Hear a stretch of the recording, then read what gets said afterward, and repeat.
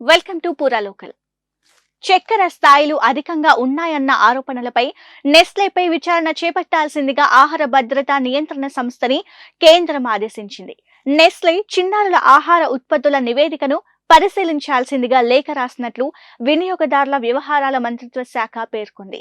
దేశ ప్రజలు, ముఖ్యంగా చిన్నారులు, శిశువుల ఆరోగ్యం, శ్రేయస్సు అత్యంత ముఖ్యమని, భద్రతా ప్రమాణాల ఉల్లంఘన తీవ్రమైన ఆరోగ్య సమస్యలకు దారితీస్తుందని ఆందోళన వ్యక్తం చేసింది. నెస్లేపై స్విట్జర్లాండ్కు చెందిన స్వచ్ఛంద సంస్థ పబ్లిక్ ఐ నివేదికపై National Commission for Protection of Child Rights కూడా ఫసీకి నోటీసులు జారీ చేసింది.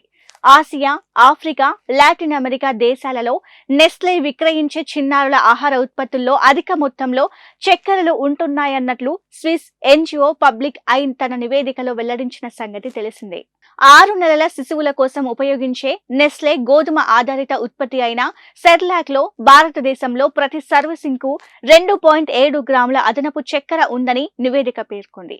అయితే Nestle company Germany, Switzerland, France, England వంటి ఇతర దేశాలలో ఇటువంటి పద్ధతులను పాటించడం లేదు. బేబీ ఉత్పత్తుల్లో చక్కెర అధికంగా ఉండడం వల్ల దేశంలోని బాలలకు ఆరోగ్య సమస్యలకు దారితీసే అవకాశం ఉంది. అనేక పేద దేశాలలో విక్రయించే శిశువుల పాలు, తృణధాన్యాల ఉత్పత్తులకు కంపెనీ చక్కెర, తేనెను కలుపుతుందని నివేదిక సూచించింది.